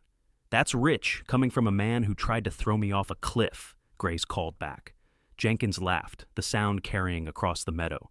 "That was just business, nothing personal. Whitfield wants that land, and he's going to have it. The smart play is to take his offer while it's still open." "Not happening, Jenkins," Zach shouted. "Ride away now, and you might live to see sundown." A bullet slammed into the cabin wall in response, sending splinters flying. More shots followed, peppering the sturdy log structure, but not penetrating the thick walls. "They're trying to scare us into surrendering," Zach said, his voice calm despite the gravity of their situation. "Save your ammunition until they make a real move." Grace nodded, her heart pounding, but her hands steady on the rifle. She had never imagined herself in a siege situation, but the reality of frontier life had always included the possibility of violence. Her father had taught her to shoot for precisely this reason, because the law was distant, and self-reliance was sometimes the only option. The firing ceased after several minutes, and an uneasy silence fell. Through a gap in the window shutters, Grace could see Jenkins conferring with his men, gesturing toward the cabin. "They're planning something," she murmured, Zach moved to another window for a better view.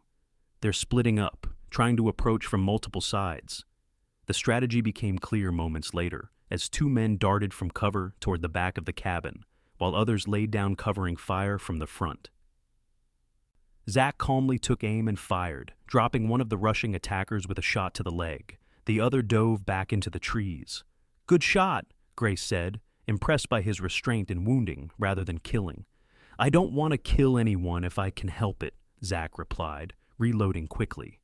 "That would just give the marshal more reason to come after us." The realization struck Grace suddenly. They were defending themselves against an illegal attack, yet somehow they might be the ones to face legal consequences. The injustice of it burned inside her. The sporadic exchange of gunfire continued for what felt like hours, but was probably less than one. Jenkins and his men would advance, be driven back by well-placed shots from Zach and occasionally Grace, then try again from a different angle. It was a waiting game, Jenkins hoping to wear them down or find a weakness in their defense, Zach and Grace conserving ammunition and holding firm. During a lull in the firing, Grace noticed smoke rising from the north side of the cabin. "Zach," she said urgently, pointing to the thin wisp curling up past the window. His expression hardened. "They're trying to smoke us out." He moved quickly to the window, careful to stay clear of potential shots.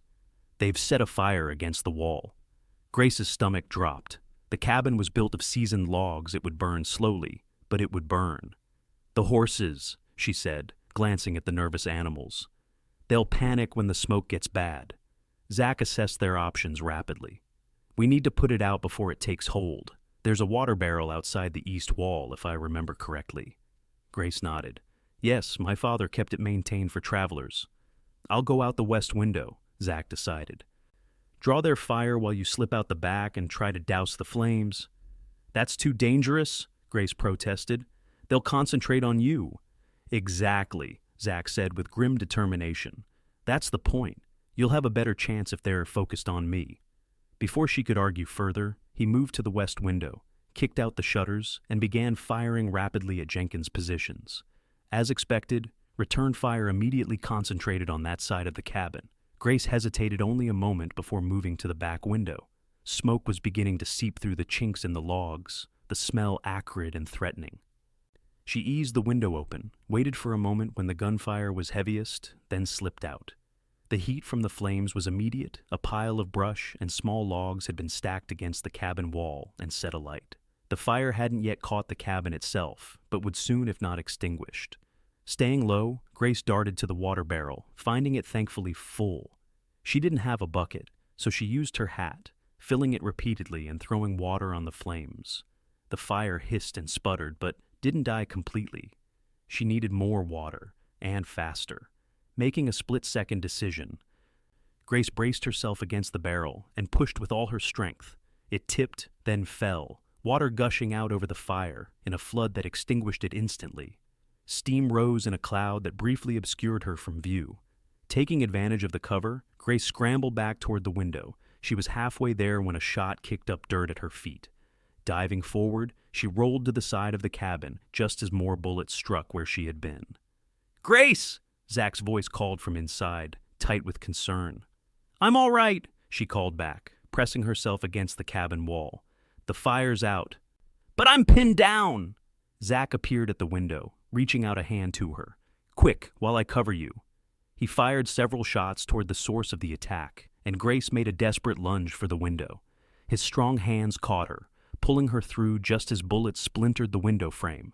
They fell together onto the cabin floor, Grace landing on top of Zach, both breathing heavily from the close call. For a moment, they simply stared at each other, the reality of how nearly she had been killed sinking in. "That was too close," Zach said. His voice rough with emotion as he reached up to brush a smudge of soot from her cheek. Grace was suddenly, acutely aware of their position, of the warmth of his body beneath hers, of the concern in his eyes that went beyond the worry of one colleague for another. Something shifted between them in that moment, an acknowledgement of feelings that had been growing since that first day on the cliff edge. The moment was broken by a voice calling from outside. Not Jenkins this time, but a voice Grace recognized with surprise and relief. "Miss Sullivan, Mr. Zachary, this is Sheriff Morgan. Jenkins and his men are withdrawing. It's safe to come out." They scrambled to their feet, Zach helping Grace up, but maintaining a cautious stance. "Could be a trick," he warned. Grace moved to the window, peering out carefully. To her astonishment, she saw not only Sheriff Morgan, but a group of riders wearing the distinctive badges of the territorial militia, a force occasionally called in when local law enforcement needed support. "It's real," she said, relief washing through her. The sheriff brought help.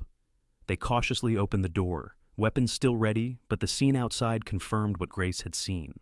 Jenkins and his men were indeed retreating, several of them helping wounded companions. The sheriff and a lieutenant of the militia approached the cabin, their expressions grim but reassuring. "Are you both all right?" Sheriff Morgan asked, taking in their disheveled, smoke-smudged appearance. "We're unharmed," Grace confirmed, still hardly believing their sudden reversal of fortune. "But how did you know? How did you find us?" The sheriff glanced at the militia lieutenant. Marshal Russell, of all people. He was interviewing witnesses in town when someone mentioned seeing Jenkins and a group of miners leaving in pursuit of you two. Given recent events, he was concerned enough to alert me, and I contacted the militia patrol that was passing through the area. Zach's expression showed the same surprise Grace felt. "The marshal helped us? I thought he was in Whitfield's pocket." "Apparently not entirely," the sheriff replied. "He may have his suspicions about your past, Mr. Zachary, but he draws the line at allowing private citizens to take the law into their own hands. Jenkins went too far this time." The militia lieutenant stepped forward. "We'll be taking statements from both of you about what happened here. This kind of vigilante action cannot be tolerated in the territory." Grace nodded gratefully. "Of course, but what about Jenkins and his men? They're getting away." "We have riders following them," the lieutenant assured her. "They won't escape consequences this time." As the immediate danger passed, exhaustion began to set in. Grace swayed slightly on her feet, the accumulated stress and fear of the past few hours catching up with her. Zach steadied her with a hand at her elbow, his touch gentle but firm. "We need to get you home," he said quietly. "You've been through enough today." Sheriff Morgan agreed.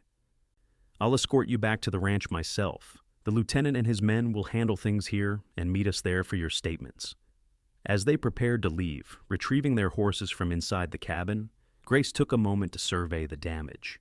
The old cabin had stood for decades, weathering storms and seasons, and now it had protected her when she needed it most. Like the land itself, it represented continuity, resilience, everything she was fighting to preserve. "Thank you," she whispered to the sturdy logs as she mounted her mare. Zach caught the gesture and smiled softly. "Talking to buildings now?" "To history," Grace corrected, returning his smile. "To the things worth saving." His expression grew serious. "Some things are definitely worth saving," he said, his gaze holding hers for a moment longer than necessary. The ride back to the ranch was mercifully uneventful, the presence of the sheriff deterring any further attempts by Jenkins' remaining men to cause trouble. When they arrived, they found Samuel and the hands armed and watchful, having heard the distant gunfire and feared the worst. "Miss Grace!" Samuel exclaimed as they rode into the yard. "Thank the Lord you're safe. We were about to come looking for you." "We had some trouble," Grace explained, dismounting wearily. But the sheriff and the militia arrived in time. As Samuel helped settle the horses and the militia, Lieutenant organized his men to establish a protective perimeter around the ranch. Sheriff Morgan pulled Zach and Grace aside. "There's something you should know before tomorrow's hearing," he said, his voice low. "Marshal Russell may have helped today, but he's still conducting his investigation. He's been asking questions about both of you, particularly about your history, Mr. Zachary." Zach's jaw tightened. "I figured as much." "What kind of questions?" Grace asked, concern rising anew. The sheriff hesitated. "About your time in Wyoming, about what really happened between you and Whitfield." "I told the truth about that," Zach said firmly. "Whitfield used legal trickery to steal my land after I refused to sell. When I confronted him, things got heated, and I was arrested." "That's more or less what the marshal has pieced together," Morgan confirmed. "But there's more. He's found witnesses who claim Whitfield was behind similar schemes against other ranchers in the area. Pattern of behavior, he called it. Hope flared in Grace's chest. "Then he believes us?" About what Whitfield is trying to do here? Let's just say he's keeping an open mind, the sheriff replied cautiously, which is more than I expected given Whitfield's influence. But tomorrow's hearing is still going forward, and Judge Harris will make his decision based on the legal arguments, not on Whitfield's character. We understand, Grace said, though her heart sank at the reminder of how precarious their position remained. Thank you for the warning and for coming to our aid today. As the sheriff moved away to confer with the militia lieutenant, Zach turned to Grace. You should rest, he said gently. Tomorrow will be another long day. Grace knew he was right. The physical and emotional toll of the day's events weighed on her like a heavy blanket. Yet, beneath the exhaustion, a spark of determination burned brighter than ever. Whitfield and his men had tried to intimidate her, to drive her from her land, even to kill her, and still she stood. With Zach beside her, with the truth on their side, perhaps they could yet win this fight. Rest with me, she said impulsively, then blushed at how the words sounded. I mean, stay close. I'd feel safer knowing you were nearby. Zach's expression softened, understanding in his eyes. I'll be on the porch all night. Nothing will happen to you, Grace. I promise. As darkness fell over the Sullivan ranch, Grace found herself standing at her bedroom window, looking out at the night. Zach was true to his word, a steadfast silhouette on the porch below, rifle across his knees as he kept watch. The militia had established a perimeter around the property, their campfires visible in the distance like earthbound stars. Tomorrow would bring the hearing that might determine the fate of everything she loved. Yet, despite the uncertainty, despite the danger they had faced, Grace felt a curious sense of peace. Whatever happened in Judge Harris's courtroom, she had already won something precious. The knowledge that she was strong enough to stand her ground, and that she wasn't standing alone. With that thought warming her heart, Grace finally allowed herself to rest, dreams of blue eyes and strong hands guiding her into sleep. The morning of the hearing dawned with a sense of gravity that seemed to touch everything at the Sullivan Ranch. Grace dressed with care in her best dress, a deep blue wool that her father had bought for her on his last trip to Denver. It was practical enough for the frontier, but elegant enough to convey respect for the court. She braided her hair simply but neatly, securing it at the nape of her neck. When she came downstairs, she found Zach similarly prepared, wearing a clean white shirt under his leather vest, his dark hair slicked back with water. He had trimmed his beard, and the overall effect was striking still unmistakably a man of the frontier, but presentable for town. You look, he began, then seemed to reconsider his words. Ready? He finished simply. Grace smiled, appreciating his restraint. As do you. Samuel had prepared a hearty breakfast, insisting they would need their strength for the day ahead. As they ate, the old ranch hand offered what encouragement he could. Your father would be proud, Miss Grace, he said, refilling her coffee cup, standing up for what's right, no matter the odds. I hope so, Grace replied, touched by his words. I just wish he were here to fight alongside us. He is, in a way, Samuel said, nodding toward the window where the Sullivan Ranch spread out before them, bathed in morning light. Everything you're fighting for carries his spirit. They rode to town, accompanied by a small escort of militia, the sheriff having insisted on the precaution after the previous day's events.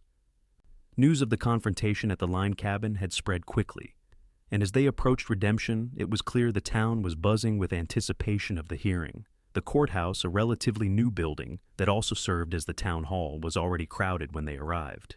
It seemed everyone in the county with no pressing business elsewhere had come to witness the proceedings. Grace recognized faces from neighboring ranches, shopkeepers from town, and a significant number of miners, presumably there to support Whitfield's interests. Benjamin Howard met them at the entrance, looking harried but determined. Good.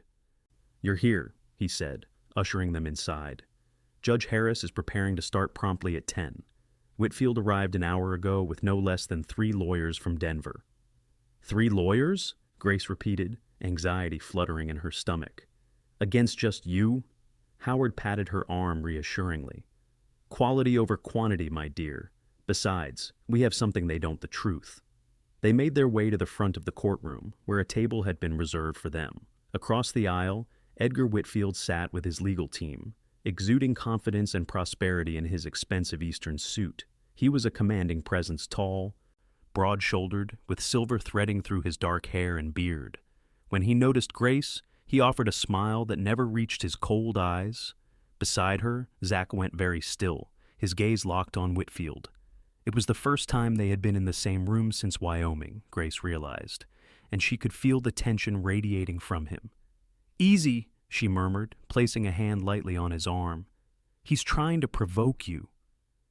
Zach took a deep breath, visibly composing himself. "I know," he said quietly. "I won't give him the satisfaction."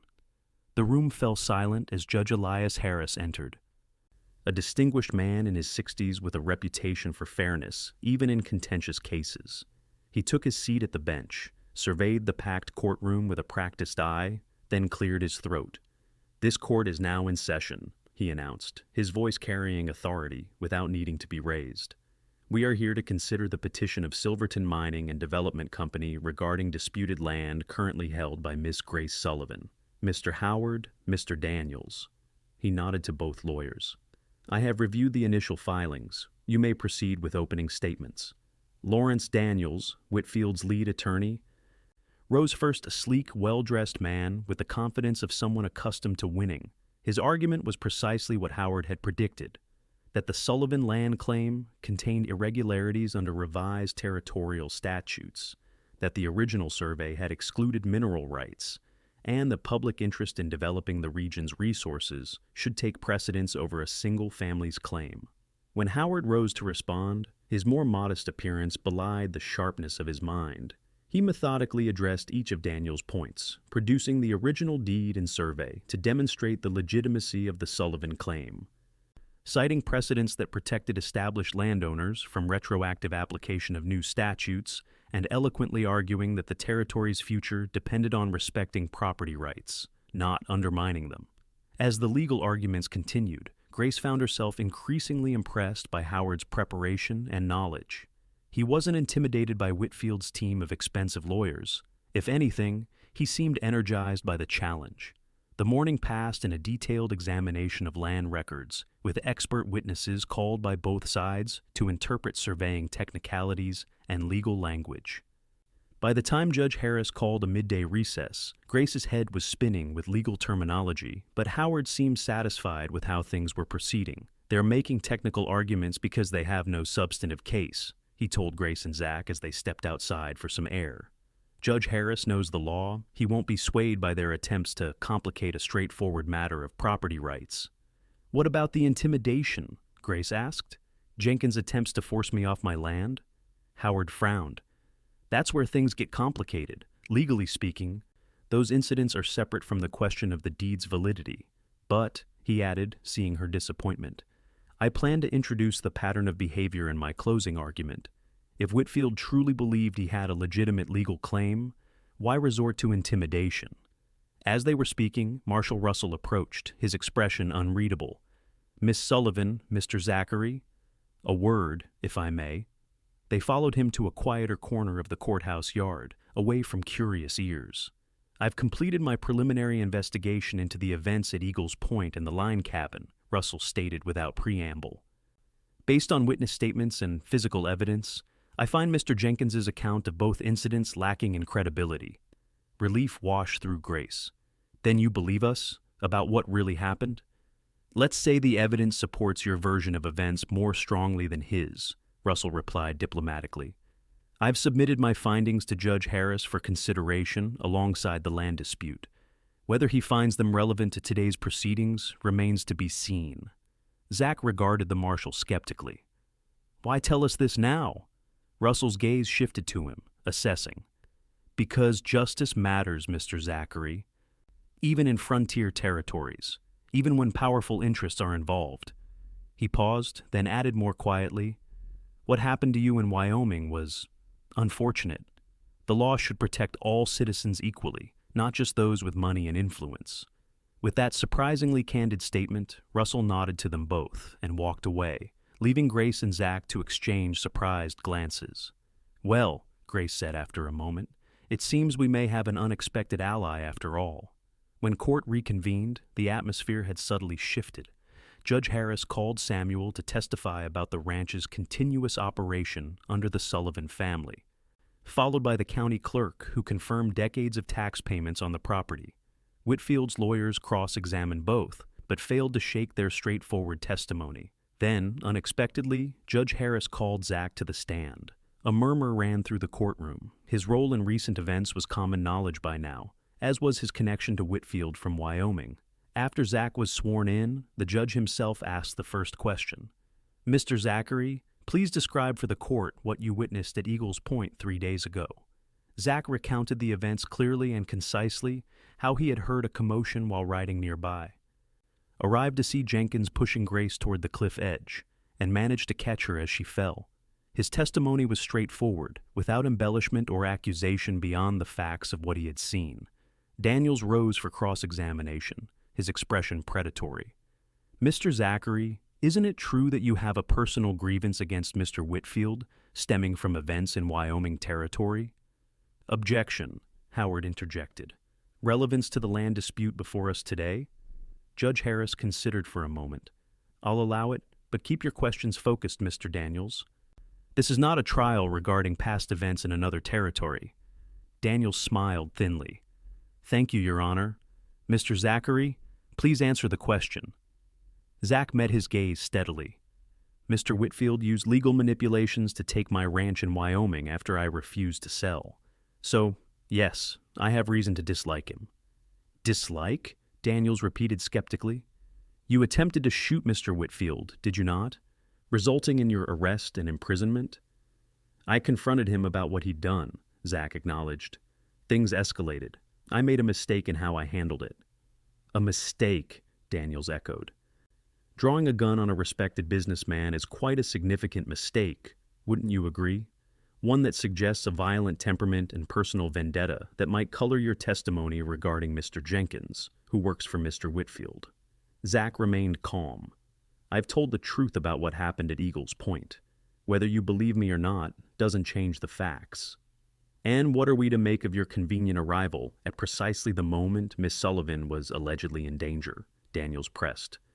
"Isn't it more likely that you two concocted this story to discredit Mr. Whitfield's legitimate business interests?" "Objection," Howard called, standing.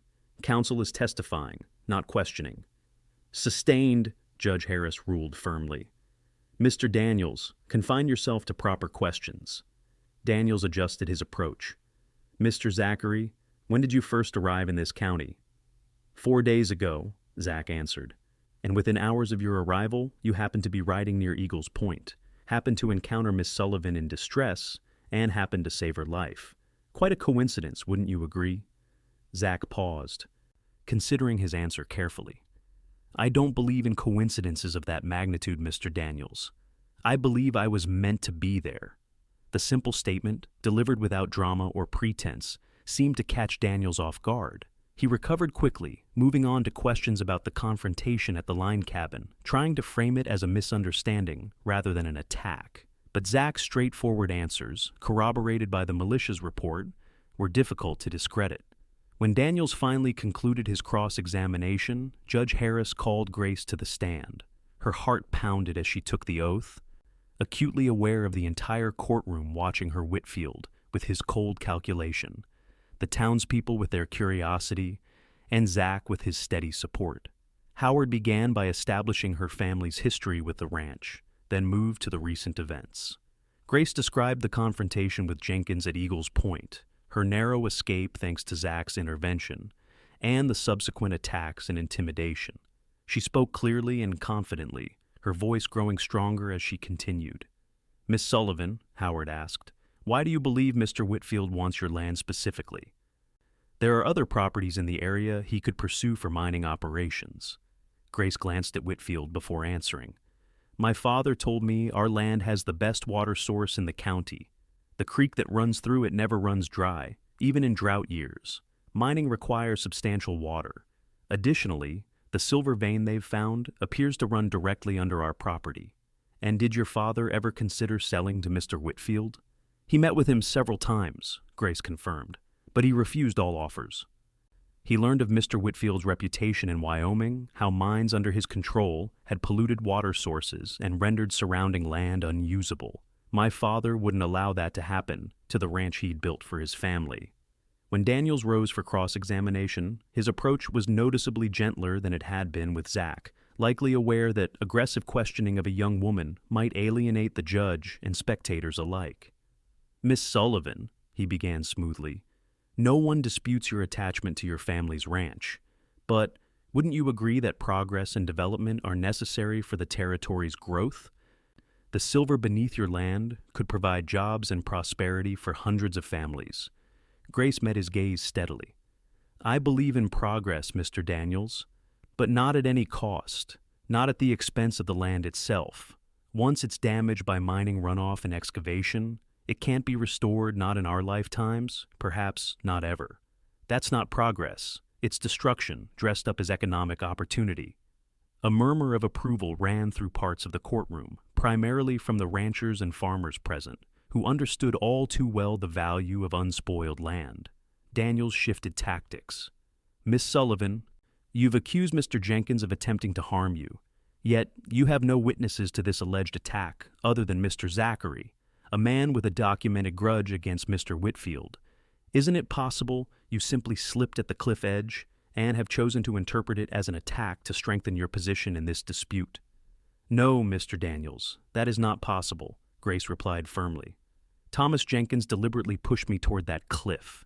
He said, and I quote, 'Whitfield sends his regards,' as he did so. That doesn't strike me as something one says during an accidental fall."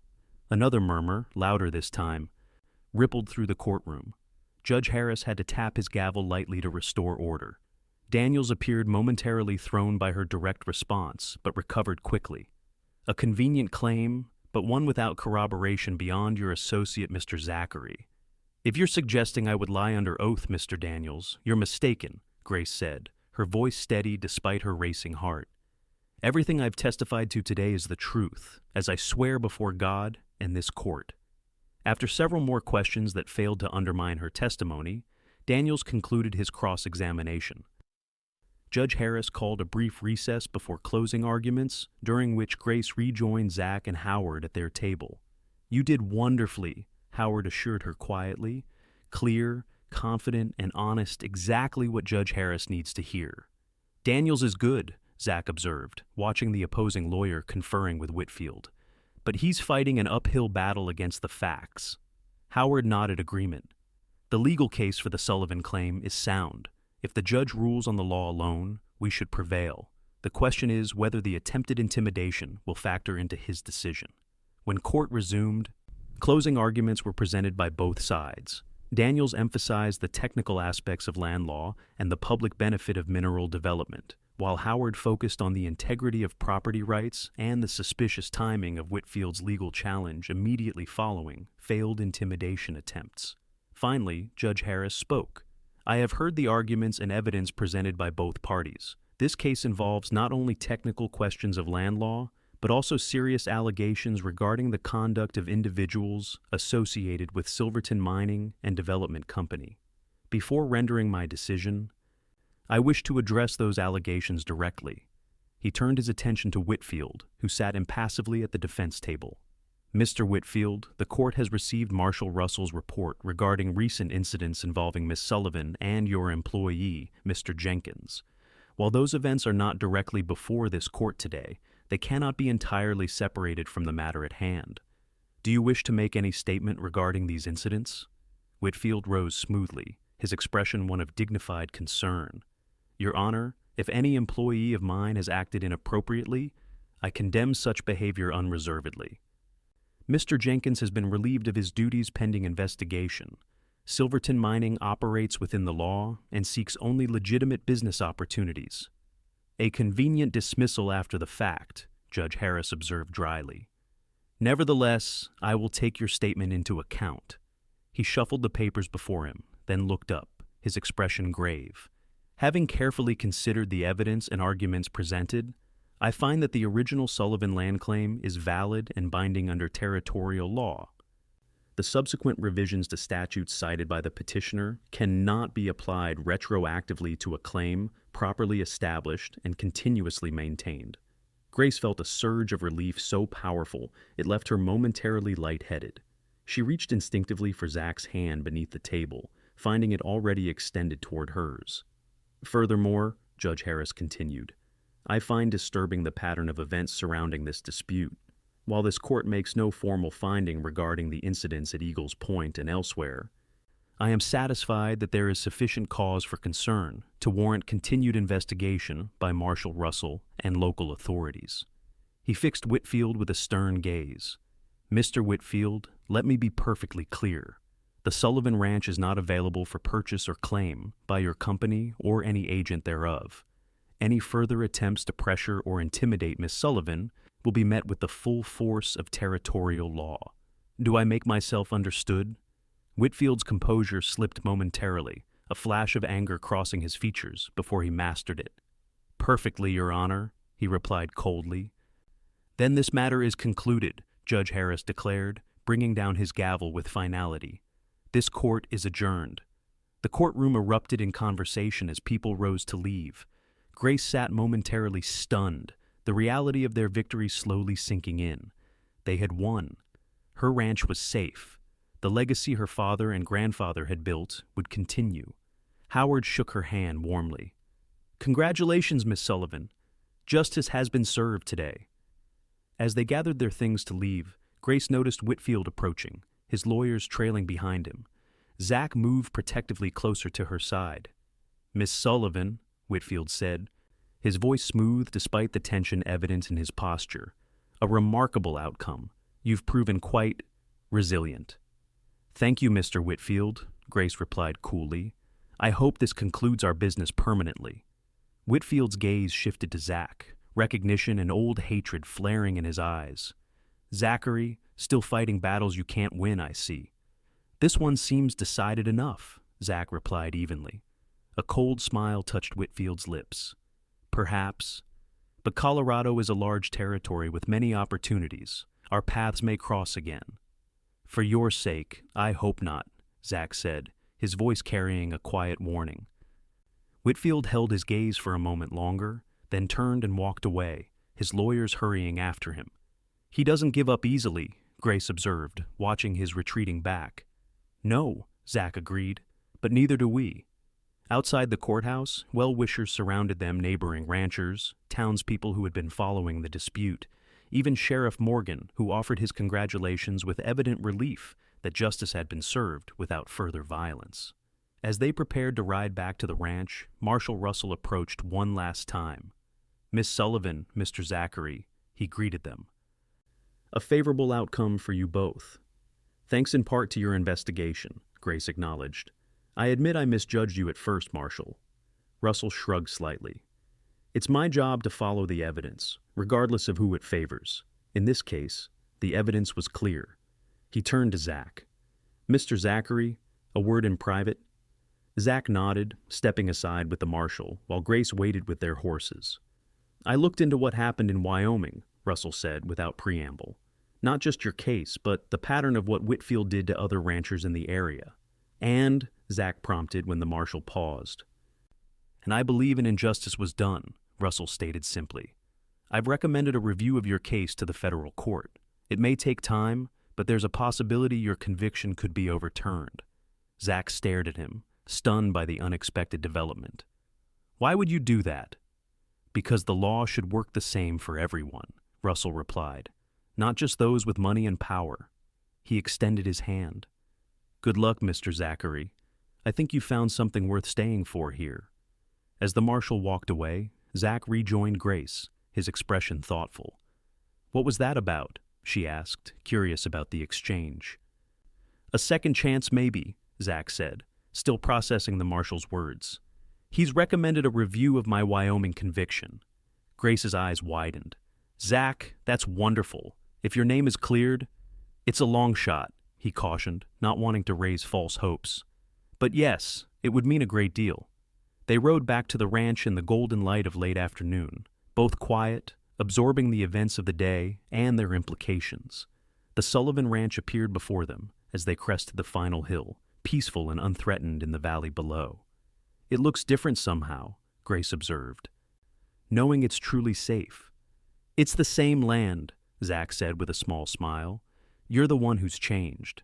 She glanced at him curiously. "How so?"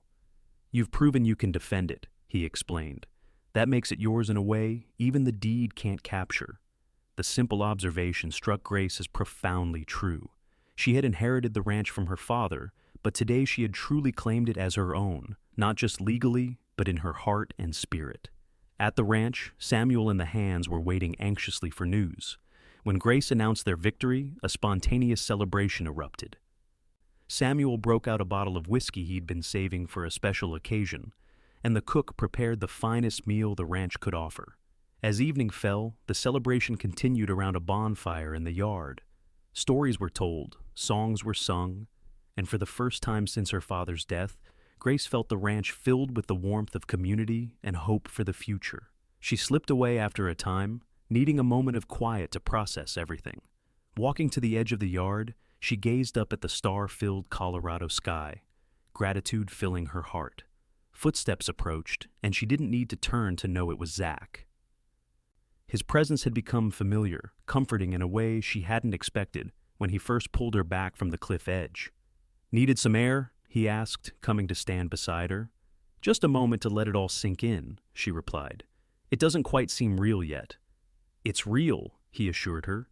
"You fought for what was yours, and you won." Grace turned to look at him, really look at him in the starlight. "We won," she corrected gently. "I couldn't have done this without you, Zach." He shook his head slightly. "You're stronger than you know, Grace. You would have found a way."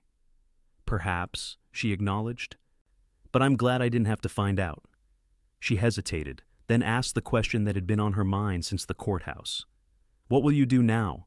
Will you stay until you hear about the review of your case?" Zach was quiet for a long moment, his gaze moving from her to the ranch, then back again. "I'd like to stay," he said finally. "Not just until I hear about the case, but if you'll have me." The simple statement contained so much more than the words themselves, a question, an offer, a hope. Grace felt her heart quicken as she recognized what he was really asking. "The ranch needs good people," she said carefully. "People who understand its value, who are willing to fight for it." "Is that the only reason you'd want me to stay?" Zach asked, his voice low and serious. Grace took a deep breath, finding courage in the day's victories. "No," she admitted, "it's not the only reason." He stepped closer, close enough that she could feel the warmth of him in the cool evening air. "When I caught your hand at the cliff," he said quietly, "I had no idea I was catching my own future at the same time." The poetry of his words surprised and moved her. "Is that what I am? Your future?" "If you want to be," he answered simply. Instead of replying with words, Grace closed the distance between them, rising on tiptoe to press her lips to his. It was a gentle kiss, tentative at first, then deepening as his arms came around her, drawing her closer. When they finally parted, both slightly breathless, Grace looked up at him with wonder. "I never expected this," she confessed. "When I rode to Eagles Point that day, I thought I was just saying goodbye to my father. Instead, I found a beginning." Zach finished for her, brushing a strand of hair from her face with tender care.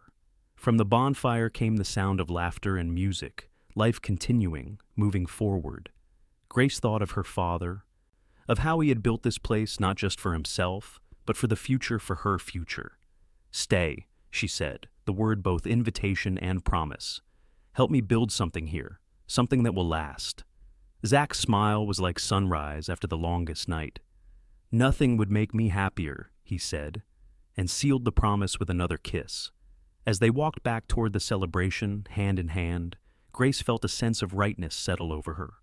The Sullivan Ranch would continue, would thrive under their combined care, and she had found, in the most unexpected way, the partner she hadn't known. She was looking for a man who had caught her when she was falling and who would stand beside her for all the days to come.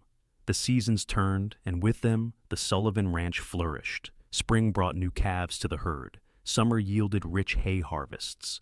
Autumn painted the surrounding hills in gold and crimson, and winter wrapped the valley in a quiet blanket of snow.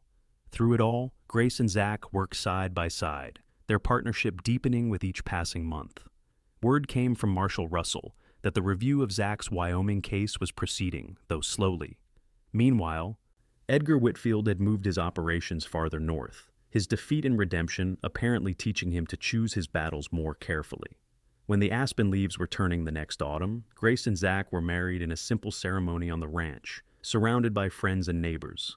Samuel stood proudly in place of Grace's father, and Judge Harris himself performed the service. As they exchanged vows beneath an arch of fall flowers, Grace thought of that moment on the cliff edge, how close she had come to losing everything, and how a stranger's hand had changed the course of her life. Not just saved it, but transformed it into something richer and more beautiful than she could have imagined. Later, as they danced under lantern light in the yard, where they had celebrated their legal victory a year before, Zach held her close and whispered, "I never thanked fate for putting me on that trail at exactly the right moment." Grace smiled up at him, her heart full. "I think we've spent the year thanking fate in the best way possible by making the most of the chance it gave us. And we'll keep doing that," Zach promised, "for all the years to come." As the music played and stars wheeled overhead, Grace Sullivan. Zachary knew with absolute certainty that the legacy her father and grandfather had built would continue, not just in the land they had loved, but in the family she and Zach would raise upon it, children who would learn the value of standing their ground, fighting for what mattered, and recognizing love when it appeared in the most unexpected circumstances. The Sullivan-Zachary Ranch would stand for generations to come, a testament to one woman's determination, one man's loyalty, and the hand that had reached out at the perfect moment to pull her back from the edge, not just to safety, but to love.